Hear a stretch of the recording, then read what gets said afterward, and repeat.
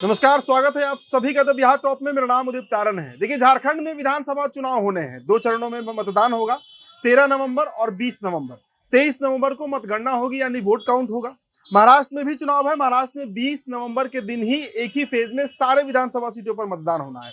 अब झारखंड में जो पेच फंसा हुआ था कि झारखंड में चूंकि चिराग पासवान की पार्टी जो है वो भी रण में उतरी हुई थी, जनता दल यूनाइटेड जो है वो भी बीजेपी से बार्गेन कर रही थी, तो अंतोगत्वा सीट शेयरिंग का मसला जो है झारखंड विधानसभा लेजिस्लेटिव असेंबली में एनडीए गुट से कौन पार्टी कितनी सीटों पर चुनाव लड़ेगी, इसका दृश्य आज क्लियर हो गया। शिवराज सिंह चौहान ने ऐलान कर दिया, जो झारखंड के प्रभारी भी बनाए गए हैं। तो आपको हम बता दें कि बीजेपी सर्वाधिक सीट यानी 68 सीटों पर 68 सीट्स पर भारतीय जनता पार्टी जो है वो चुनाव लड़ने जा रही है। 10 सीटों पर आजसू, 2 सीटों पर जनता दल यूनाइटेड और 1 सीट पर लोजपा रामविलास जो है वो चुनाव लड़ने जा रही है। ये बड़ी खबर निकलकर झारखंड से सामने आ रही है। मतलब चिराग पासवान जो लंबे समय से एक तरीके से कहिए तो प्रेशर पॉलिटिक्स भी तो आप कह सकते हैं, झारखंड में कई जनसभाएं उनके द्वारा की गई, उनकी पार्टी की बैठक की गई और ये मानकर चला जा रहा था कि इस बार झारखंड में चिराग पासवान की पार्टी जो है वो एनडीए से सीट अपने लेकर रहेगी और वैसा ही हुआ है। लेकिन जो मांग थी 5 सीटों 10 सीटों पर जो बातें चल रही थी वो पूरा नहीं हो पाया। सिर्फ एक विधानसभा सीट पर गठबंधन के तहत, नेशनल डेमोक्रेटिक अलायंस यानी एनडीए गठबंधन के तहत चिराग पासवान की पार्टी जो है वो चुनाव लड़ रही है। देखिए, जानकारी के अनुसार केंद्रीय मंत्री और झारखंड चुनाव प्रभारी शिवराज सिंह चौहान ने कहा कि झारखंड में बीजेपी, आजसू, जेडीयू और लोजपा रामविलास साथ मिलकर चुनाव लड़ेगी।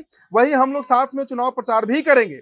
इस दौरान असम के सीएम हेमंत बिस्व शर्मा, झारखंड बीजेपी अध्यक्ष बाबूलाल मरांडी, आजसू प्रमुख सुदेश महतो जो है वो भी मौजूद थे। तो एक बार फिर से हम सीट दोहरा दे रहे हैं। भारतीय जनता पार्टी 68 सीटों पर लड़ेगी, 10 सीटों पर आजसू, 2 सीटों पर जेडीयू। सबसे बड़ा जो नुकसान दिख रहा है इस सीट शेयरिंग में वो जेडीयू को हुआ है। जेडीयू को कॉम्प्रोमाइज करना पड़ा है।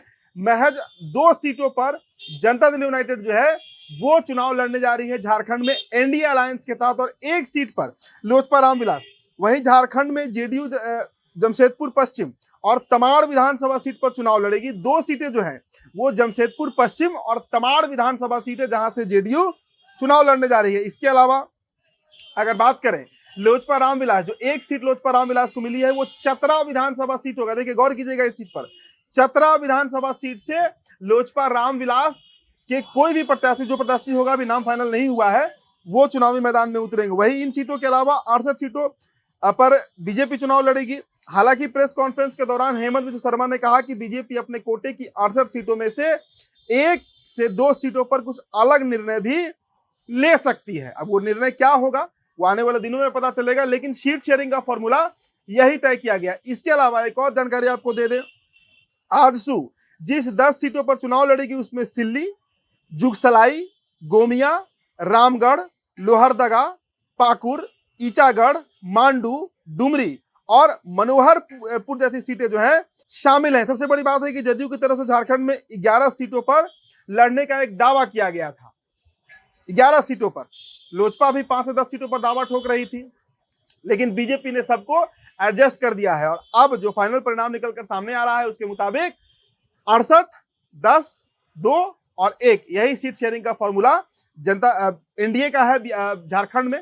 तो फिलहाल इस रिपोर्ट में इतना ही। मेरा नाम उदित तारण है। बहुत बहुत शुक्रिया।